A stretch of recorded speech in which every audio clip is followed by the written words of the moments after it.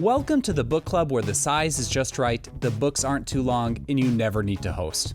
That's our job.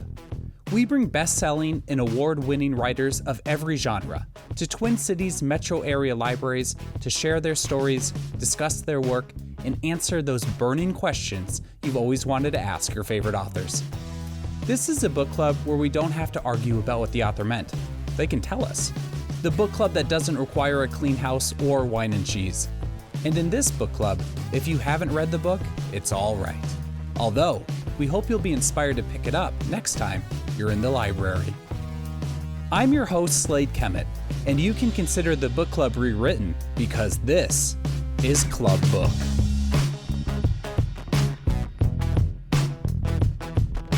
Club Book is made possible by Minnesota's Arts and Cultural Heritage Fund, MELSA, and Library Strategies, part of the Friends of the St. Paul Public Library. We would also like to thank our partnering bookseller, Red Balloon Bookshop. This podcast features Sara Hashem at Washington County Library, R.H. Stafford. Sara Hashem is best known to readers for the chart-topping The Scorched Throne romantasy series, an Egyptian-inspired duology comprising the Jasad Heir in 2023 and the Jasad Crown in 2025. The Jasad Heir is set a decade after a devastating war between the militaristic nation of Nizahl and Jasad, a kingdom of magic and prosperity, obliterated by the Nizahli after a treacherous betrayal.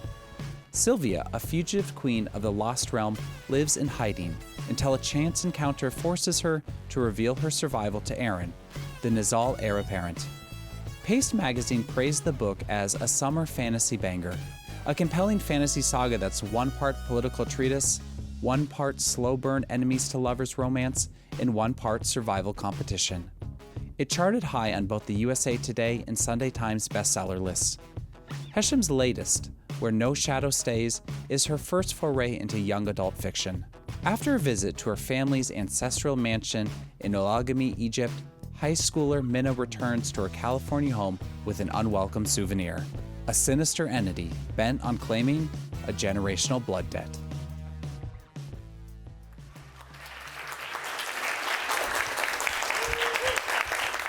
I'm so happy to be here. This is actually my first time in Minnesota ever. I don't think I've been this Northwest ever, so I'm really excited.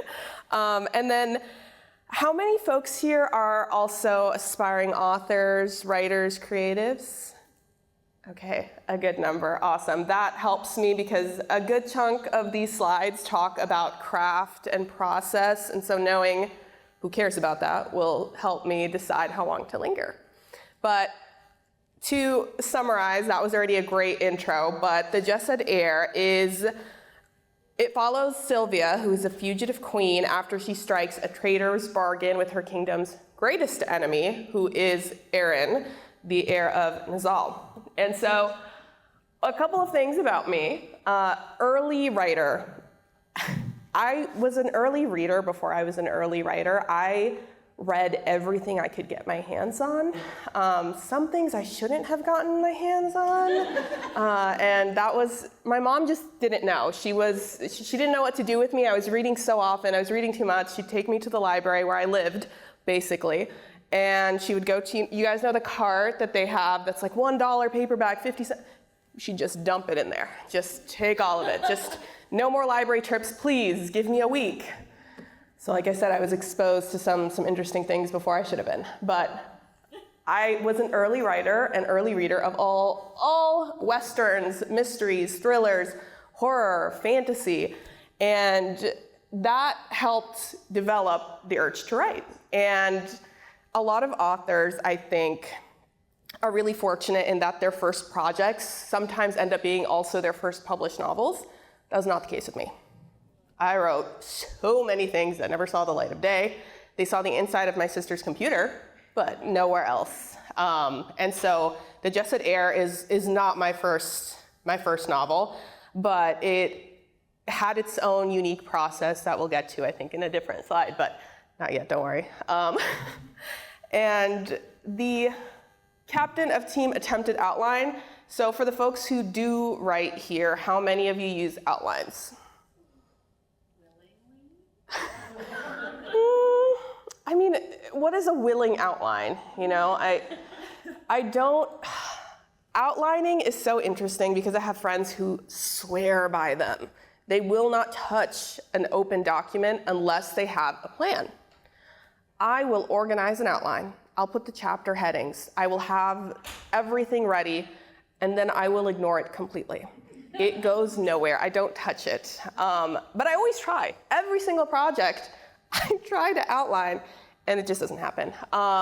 There is also something called reverse outlining. That might be more suitable. I also fail with that, but it's when you finished writing the draft, and then you go back, and you decide what are the changes I'm going to make, and you reverse outline that way. Also not for me. The way I do it, the way I've outlined and the way I tend to start working on a project is I'd start with the magic system. What is the magic system in this world? How does it apply to different societies? How does it apply to different parts of the world? Because in the Jasad Heir, for example, not everybody has magic. There are 5 kingdoms, and it used to be the case that every single kingdom had magic. And then, as time went on, magic begins to fade from each of these kingdoms at different rates, until the only kingdom that has magic is Jasad. And so the question is, what do these kingdoms do to the last remaining kingdom with magic? And the answer is destroy it. And do so under fairly thin, flimsy pretenses.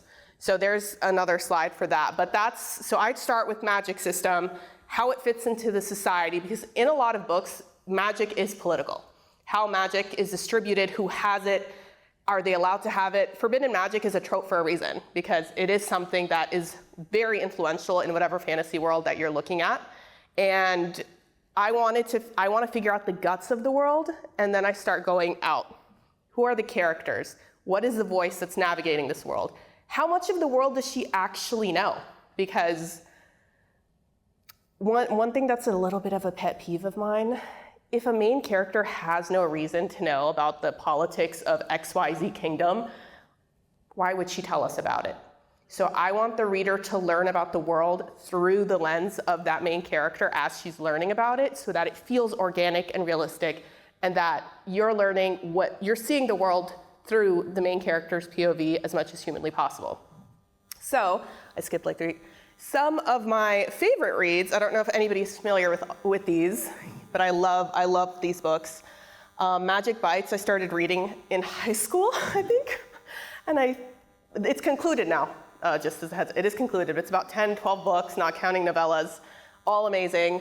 I love a long series. I feel like it's dying these days, but I loved like 10 books that I could sit and live with for years. And then Kaikei and The Everlasting are both standalones. Highly recommend. The next one. Okay, so the writing journey, again, for anybody who's interested. So writing is incredibly opaque. I'm actually gonna hold it. I'm not gonna try to squeeze that back in. Writing is incredibly opaque, and publishing is not great about explaining how most of this works until you're in it. It's sort of an industry with a locked door. And once you're in it, the only way to really know what's going on is by talking to the people around you. So my writing journey was very different. I wrote my whole life, like I said. When I worked retail, I'd write on the back of receipts. I would write on napkins, whatever I could get my hands on, I would just write on it. And then in 2020, does anybody know what Pitch Wars is? I think this is a long shot. Oh, you do? Okay, awesome. It's dead now, unfortunately, but it used to be very, very prolific back in the day. It died, I think, around the same time that Twitter did, but I can't really remember the timelines. It used to be a mentoring program. So authors who are published or who are agented would select manuscripts from authors who are not agented or published, and they would spend 3 months working on that manuscript. They'd give them an edit letter, everything, and then once you were done, your book or a pitch of your book would go into a showcase for agents to look at. So that was my first real foray into interacting with published authors, with agented authors, and I revised it during my first semester of law school. So it was an interesting period of time to be working on a deadline because, it's not like my mentors would have punished me or anything, but mentally, I had to get it done. It was just as important as my finals.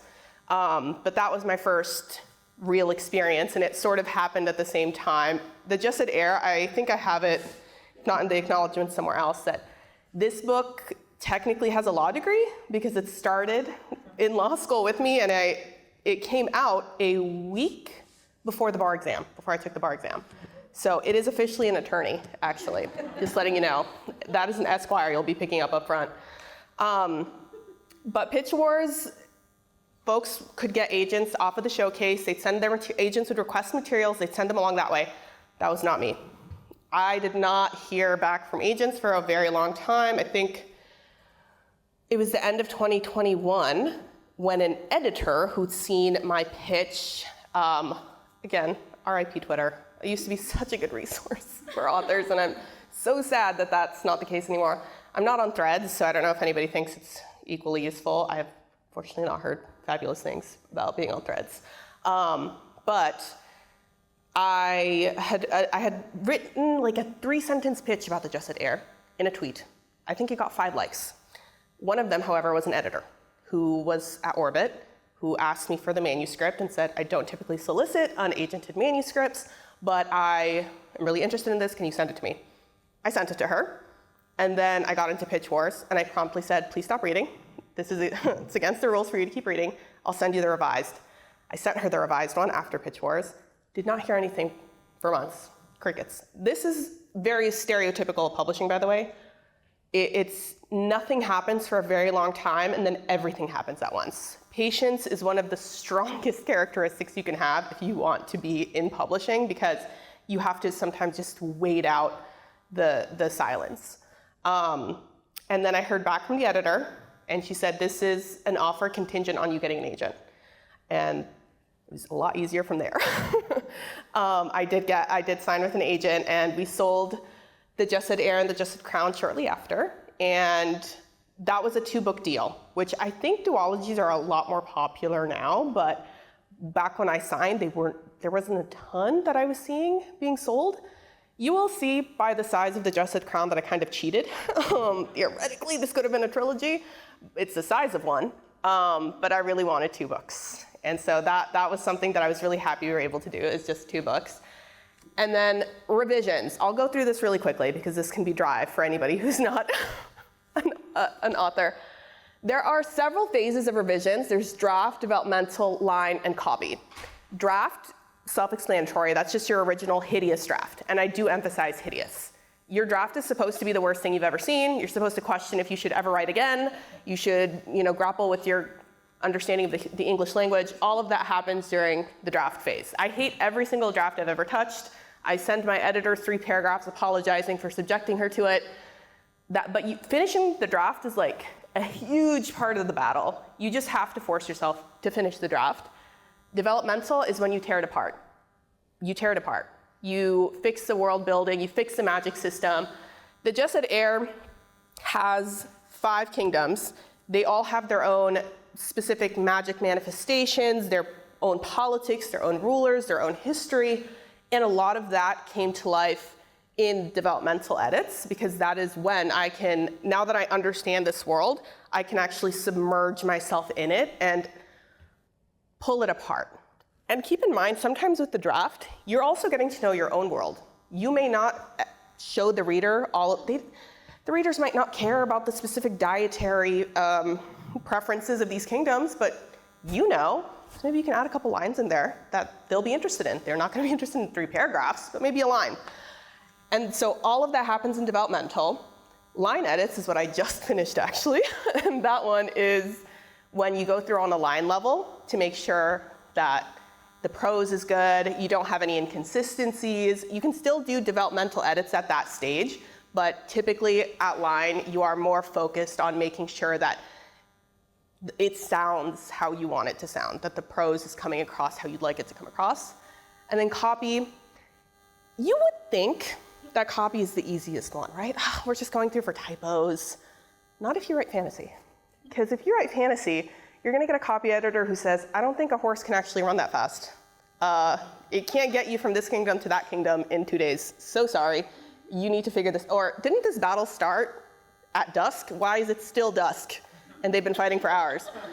It forces you to actually think about things that nobody wants to think about. Like, you're ruining my vibes.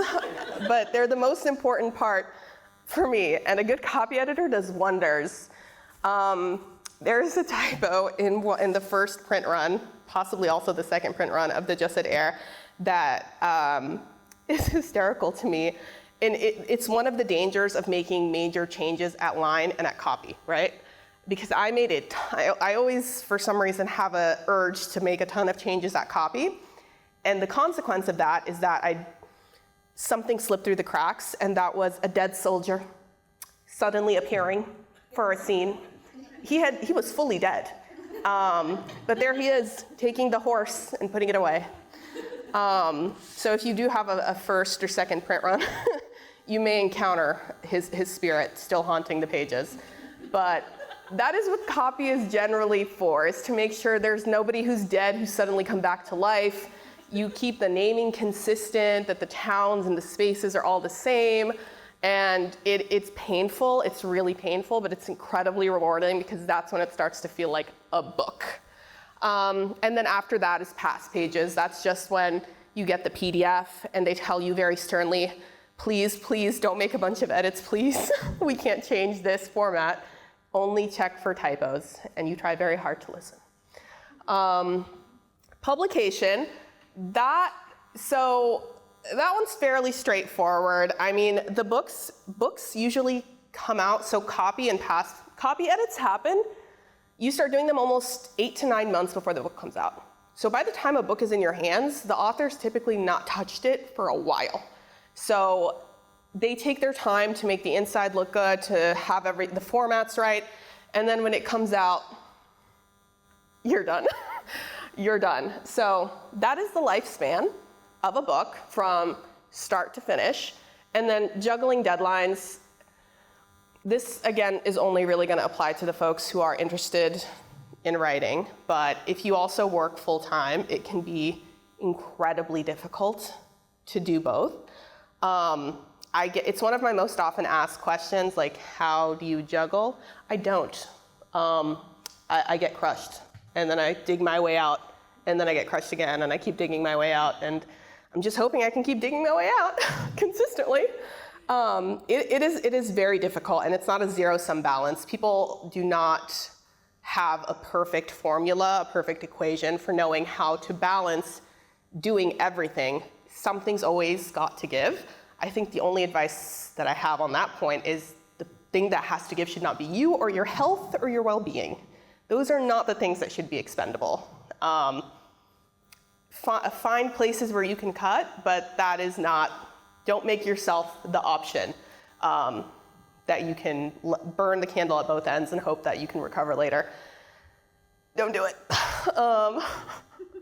So that's my 2 cents on that. And then, y'all have heard a lot about this already, but the rundown for the Scorched Throne duology, it is Egyptian inspired. So I'm Egyptian, and I lived in Egypt for 2 years when I was in middle school. So like I said, I've been reading and writing my whole life, but that's when I really started trying to come up with stories. And it was because, I wanted a world that I could make the rules for. I wanted a world that I could decide what happens. I knew the exact lay of the land. I knew everything, and a little control freak of me, actually, now that I think about it. But that's when the storytelling really started coming together. And I wrote books that I never finished to my sisters. She's still angry about it to this day. She's in the dedication, actually. She was my first reader. And by that I mean she read if anybody has a sibling, knows, you will read whatever I tell you to read, and you'll be happy about it. It is in first-person POV, adult fantasy with a romance subplot. So that's something that is another asterisk. How a book is categorized. When I sold this duology, it was sold as a adult fantasy with a romance subplot because the term romantasy did not yet exist. So I always say this is what it is, even though I'm completely fine with it in romantasy. I'm completely fine. I'm typically fine with wherever it ends up falling, because marketing lines and the lines of where a book fits in a genre are constantly shifting. They're constantly shifting. So if a book, falls within these parameters at one point, and then the lines shift and now it's here, genre is in the eye of the beholder for me. So, but this is how I say in general, because I want it to be clear that there is a very large fantasy driver in this book, or in this duology. And it is in first-person POV and third-person alternate POV. This, I think, surprised quite a few folks that it wasn't in both, third person, first person, first person. And that's because I wanted it to be clear that Sylvia, so the thing about Sylvia, she is unrepentantly determined to survive. She is the last remaining heir of a kingdom that has been burned to the ground. Nobody knows that she's alive. And her sole obligation, she feels, is to herself. She has no interest in going out and figuring out how to save the rest of Jasad in book 1. She has no interest in figuring out how to unleash her magic. All she wants is to stay alive. And she grapples with what she owes to her people in these books. She grapples with how much of herself she's supposed to sacrifice. How much risk do you take in order to do your duty, to fulfill your role? And so I wanted the story to continue to be in her POV. It's her journey. These are her books. And so her perspective was always in first person. There was never a situation where I would change that, because I wanted it to be clear. We are following along in these books with her. Third person alternate POV for Arin, I think, also gave us a degree of separation, which I typically prefer for the male protagonist, because I want there to be a little bit of mystery. I don't want to know exactly what he's thinking. And especially with Arin, who's a very calculated character. His whole character is based on logic, rational thinking, looking at the facts, looking at reality. And when he meets Sylvia, she makes it very clear, reality is not something that you can decide based on the facts that you're given. The facts you're given are not the facts I'm given. And who gets to decide what's a fact? And a lot of their perspectives clash, specifically in the Jasad Crown. So he has a much bigger POV in the Jasad Crown, because while she's finding herself, she's putting together the pieces of her identity, he's losing himself. He's unraveling, because now he's questioning everything that he's based his worldview on, because he's been given a different set of facts. So it was really important to have those POVs separated that way. And it is actually the setup of my new duology as well. It is also first person POV, third person POV. I guess it's just gonna stay that way for a while. I don't know. I think it works till my editor tells me otherwise. That's what we're getting. And then there was a 2-year gap between the Jasad Heir and the Jasad Crown. However, the Jasad Crown is huge, and I believe in taking your time if needed, because like I said, the worst thing you can do is burn yourself out so badly that the idea of writing another book becomes this insurmountable task. And so even 2 years while working full time felt to me incredibly difficult, but I am very proud of that book, and I'm very happy that it was the conclusion to that duology. It feels very right for it. Oh, and there we go. Can everybody see the map okay? Yeah. Okay, awesome. So those are the kingdoms I was talking about, and I love the artist for the maps, because I sent him, so this bridge, Syriac Bridge, that is almost copy-paste the Stanley Bridge in Alexandria. He actually literally copy-pasted the bridge, and I love that it has a place in a fantasy world, because I love that bridge.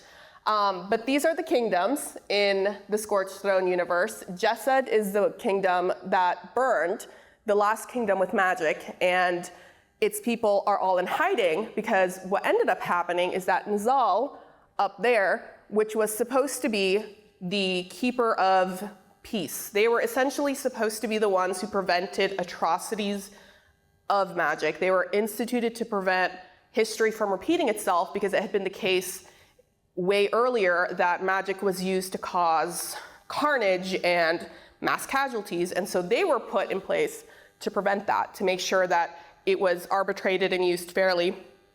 And what ends up happening is that they decide, actually, there's no fair use of magic, it just shouldn't exist. And everybody in Jasad who still has magic now is just guilty by existence, by having magic. And so this is the map for the sequel. So the ocean that's around it, this is one of the things I meant by saying that I like the world expanding with the first person POV, with the narrator. You're learning through her world, because in Jasad Heir, that doesn't exist. The romantasy does not exist, because why would she think about it? She's down here. She has not gone up there. She does not know or care about it. So in the sequel, she does actually, I mean, I'm not going to spoil it, but she does have reason to care about that particular area. And so the world widens per her perspective. And magic plays such a huge role in assessing what is real, what is fact, because historically what happens in the Jasad Crown is, in the Jasad Heir, you learn about what does this world look like, okay? What do we have at play here, the politics at play? In the baseline plot is that she is chosen to compete in trials to become champion, and for her, that guarantees her freedom. For him, it guarantees he can catch a group of rebels. So they're using each other, she thinks. And both of them end up learning a lot more than they signed on for. And in the Jasad Crown, all of that sort of bursts into existence, is figuring out what are these institutions, these societies, these histories that we were taught completely different things about. And I'm going to stop there, actually, because I will spoil it. But suffice it to say,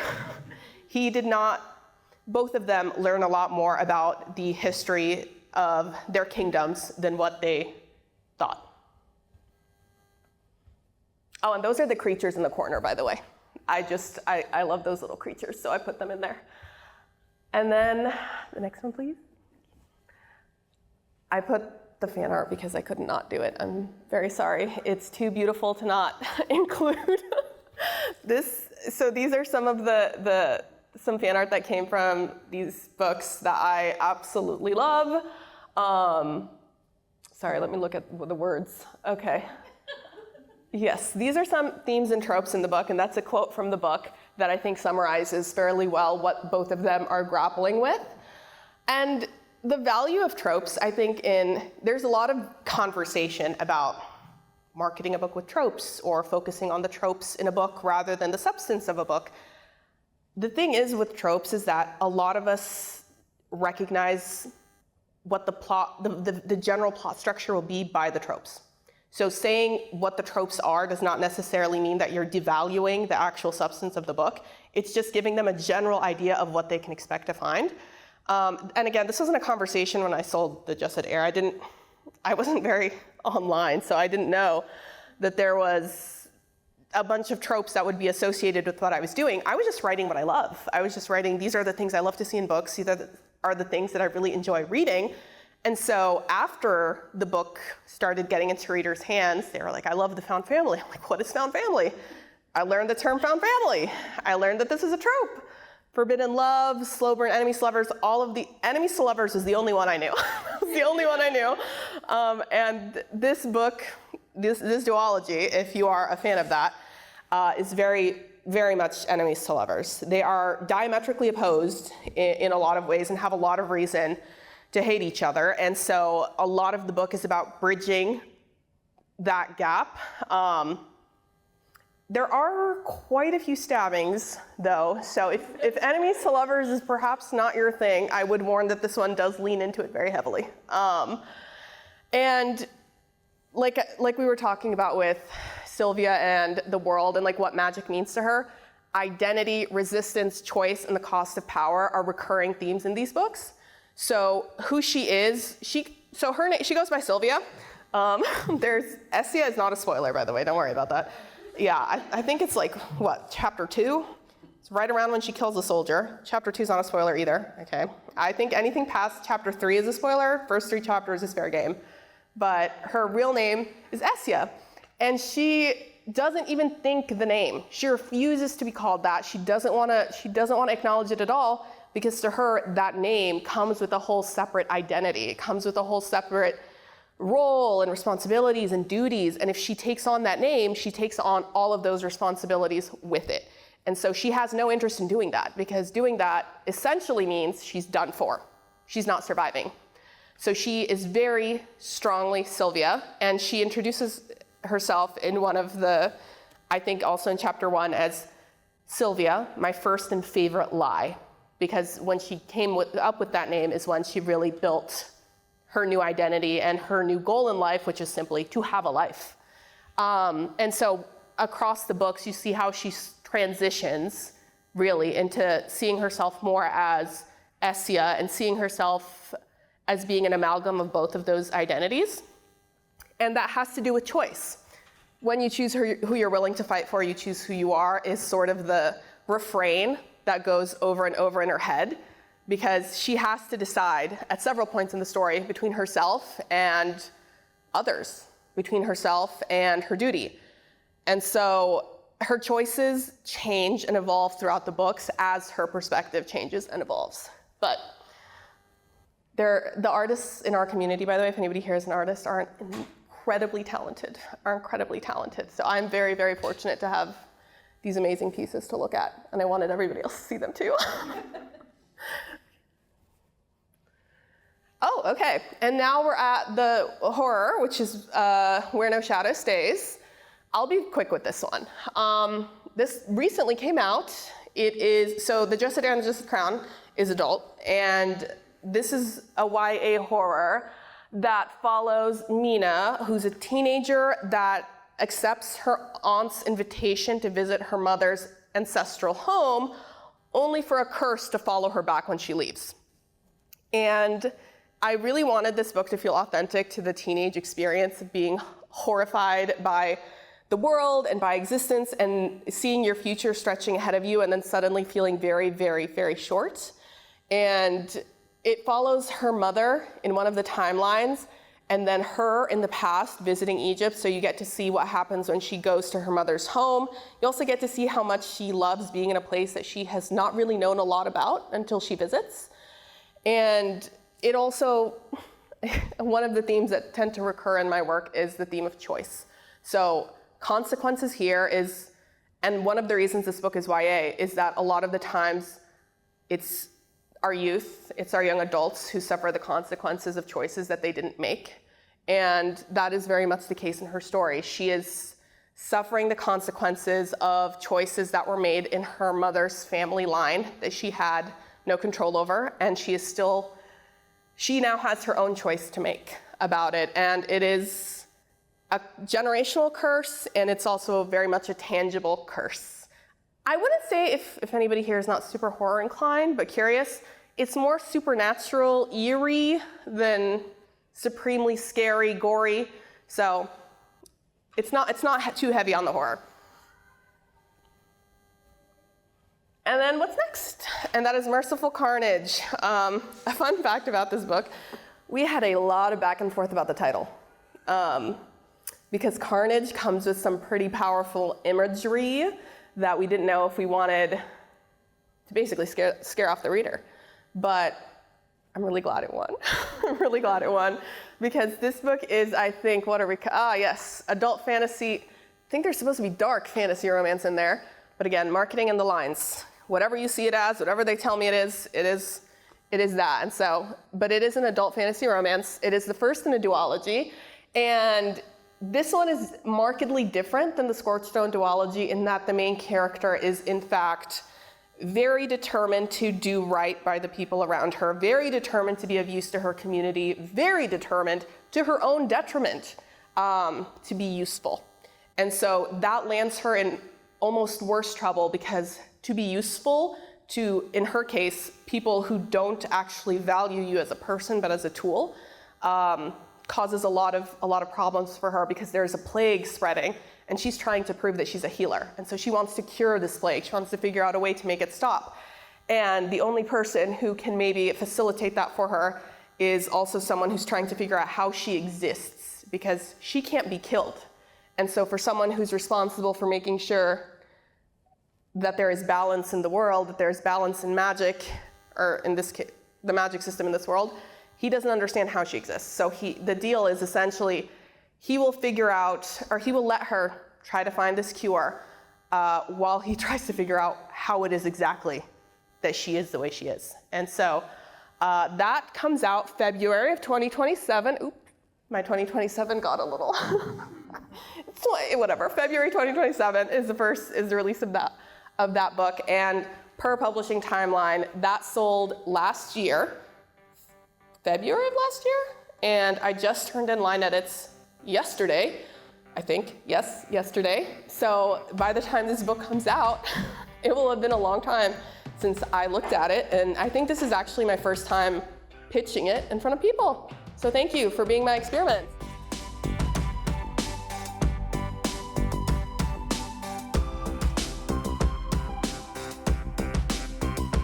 With that, we have reached the part of our podcast where we turn to our club book audience for questions and comments for Sara Hashem and her work. In this book club, we like to encourage members and authors to connect and engage and help bridge the gap between the page you read and the process it took to write it. Our first question of the night comes from an audience member wondering if there is a part of Sara Hashem in the character of Sylvia. I actually think sometimes there's reverse character bleed, where I will take on some of the qualities of my characters, which is probably not good because a lot of them would be in jail in real life. But my friends say that there's quite a bit of Sylvia, or a bit of me and Sylvia, and I think there's always going to be some quality of mine or some process of mine that bleeds into my characters. And so for her, I struggle to pinpoint exactly what it is, but my friends say that there is a good chunk of me in there. This audience member asks if Hashem has ever explored writing other genres. The horror was sort of my way of taking a step out of fantasy. I don't know, because typically how the ideas will come to me, and then how the idea is realized, like what genre it fits into best, is just based on that idea rather than if I'm trying to specifically write a mystery or specifically write a thriller.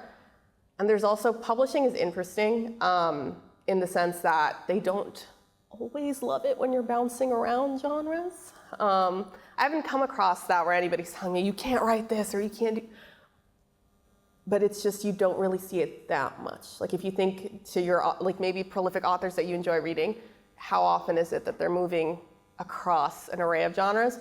But they do make moves. And I have a good friend who wrote an adult fantasy series. Her contemporary romance is doing great, and I think she's working on something that's also a third lane. And so if you have an idea and you love that idea, write the idea. And then the rest of that noise is ideally for someone else to worry about, not you. This question is about Hashem's writing process for the fight scenes in her books. I actually hate fight scenes, ironically. Despite all the violence in these books, I hate writing them because it's very similar to how the rest of the scenes work, which is how someone is visualizing the fight depends on whose head I'm in. Because for Sylvia, for example, if she's fighting, she's moving very differently. She's like an explosion of energy. Versus if Arin is fighting, he is moving steps. He's going X, Y, Z. He's moving he's playing chess. And so if I'm writing from their perspectives, I have to assess the scene differently. And so I rewrite them a ton. I can't tell you how many, a lot of writers will have a graveyard scene, area where they just toss all their scenes that didn't make it. And sometimes if you can pull something back to life, it's great. But a lot of my fight scenes die in the graveyard. And then I will spend time just refining them over and over. And it's also important with fight scenes specifically, I think, to keep in mind that people don't always want to be in a fight scene for that long. So you have to make sure that, are you just describing a series of actions, or how is this fight affecting the characters? So for a lot of Sylvia's fights, they're very charged, they're very emotional. They're either saying something about herself or they're saying something about the person that she's fighting. I think, again, first 3 chapters are not spoilers. In chapter 2, when she kills that soldier, it's very emotional for her because he recognizes that she's Jasadi, and she's just filled with fury that he thinks he's better than her. And so that fight is very graphic. And it's because there's just so much rage that comes with that particular fight. So I think knowing the emotional complications that come with those scenes helps me flesh out what exactly I'm trying to achieve and how long I want it to be. Our next question is how Sara Hashem collects her fan art. So the ones I had up are happy accidents. Those were just ones that I was tagged in, woke up, and had an amazing day because I was tagged in one of the most beautiful things I've ever seen. But I have commissioned artwork. There's actually commissioned artwork up front with the books because the pre-order campaigns typically I would commission art, and then I would either personally mail like character art and a sticker or a bookmark or something, or I'd give it to bookstores and they'd mail it with the books. And so I love the commissioned art. The artist is so talented. I was actually just checking this morning to see if she has slots open for my new duology. I love commissioning fan art. I will say, again, for authors in here, always worth the expense. Like, the one thing I have never regretted funding is art, because it gets readers so excited. They love seeing visuals, and you can use it to market to death. Like, you can use that art. If you can't think of ideas, if you just don't, again, assuming you're on social media, if you can't think of ideas to market the book, I was shoving that art down everyone's throat over and over and over again. So I loved it. It was beautiful, and it was also very useful. But those in particular were fan art. This club book audience member wonders what Sara Hashem likes to read. The reading has really dropped. It's so hard to not read from a craft perspective. Like, I have like to detach myself from the book without guessing where it's going, because the problem is once you start plotting and revising and doing all of these things, you start getting annoyingly good at guessing where things are going. And so sometimes if I can see what's going to happen early on, before, even if I could, I'm in it for the ride. And now I'm like, okay, I've heard the song before, and it's a huge bummer. But I am reading. I am trying to make sure that I read anytime I'm not on deadline. So now that I'm off deadline, I'm halfway through a book. I'm really having a good time. Oh, and blurb books. That's the other reason I think once you have a book out, it's a little bit trickier to read for fun, is because you'll get sent books to read for blurbs. And so you'll have a queue of books that you want to read and see if you enjoy, and you give a quote for them. And so a lot of the times, it's not so much that I'm tackling my TBR, I'm tackling a blurb list. And the books I'm reading Daughter of the Dark, that comes out in August, I think, right now, and I'm really enjoying it. But a lot of the times with the books that I'm reading, they have not come out, or they're on their way to coming out. Or I read Aisha recently, if anybody is a fan of historical fiction fantasy. That came out, I think, 2 weeks ago. That's a great book. So to answer your question, I read widely, but slowly and a lot less. But we're working on it. Our last question of the night is about Hashem's process for including different characters' perspectives, especially Arin.